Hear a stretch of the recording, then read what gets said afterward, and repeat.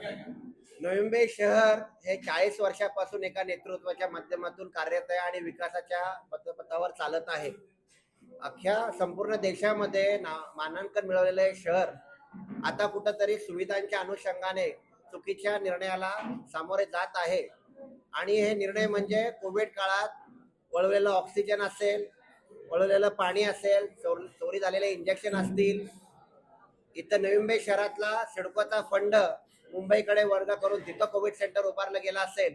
हे सगळं होत असताना आता 14 गावांच्या अनुषंगाने त्या विकासाकरिता सशर्त ठराव झालेला असताना सुद्धा ते डावलून या 14 गावांना आमच्यामध्ये समाविष्ट करण्याची जी प्रक्रिया अथवा बिल्डर धार्जिना म्हणजे डीपी प्लॅन मध्ये सामाजिक सुविधांसाठी आरक्षित असलेले भूखंड डीपी मंजूर होण्याच्या आतच बिल्डरांना प्रदान करून वापर बदल करून सिडकोच्या माध्यमातून सीसी पण देण्याचा प्रकार इथं चालू आहे. एमआयडीसीने अधिकृतरित्या महानगरपालिकेकडे वर्ग केलेले भूखंड सरळ इतरांना वर्ग करून वापर बदल करून विकण्याचा घाट एमआयडीसीच्या माध्यमातून अशा विविध प्रकारे या शहरावर जो घाला घातला जातोय आणि ह्या घाला घातलेल्या लोकांना त्यांचे विचार लायक नाहीत या शहरासाठी.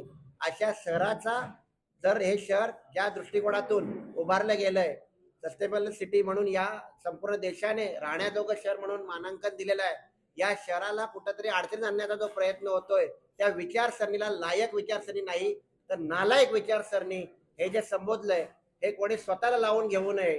हे तुम्ही जर या शहराच्या विकासाच्या विरोधात असाल तर निश्चित तुम्हाला ते लागू आहे.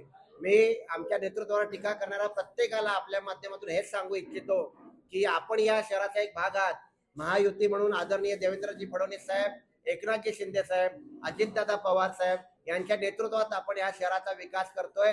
आदरणीय गणेश नाईक साहेब या नेतृत्वाचे प्रमुख आहेत आणि त्यांच्या माध्यमातून या शहराच्या विरोधात या विकासाच्या विरोधात कोणी येत असेल त्या वृत्तीला आम्ही नालायक म्हटलंय. आणि त्यामुळं या बाबतीत बोलत असताना प्रकृतस्थ असतील, आमचे झोपडपट्टीधारक असतील, आमचे कोपरखेरण्यातले किंवा नेरूळचे LIG वास्तव्यात असतील, गरजेपोटी घरं आणि ते आमचे अधिकार या बाबतीत कोणी विरोधात असेल तर निश्चित ती वृत्ती नालायक वृत्ती आम्ही संबोधतोय.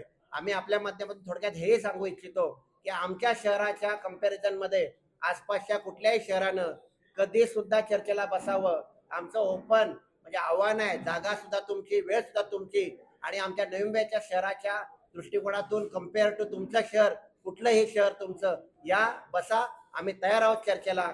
त्यामुळे आमच्या शहराच्या प्रगतीच्या दिशेने वाटचाल करत असताना त्याच्यात अडथळा घालू नका आणि आपल्या क्षणिक सुखासाठी आपल्या क्षणिक स्वार्थासाठी या शहराचं वाटोळ करू नका.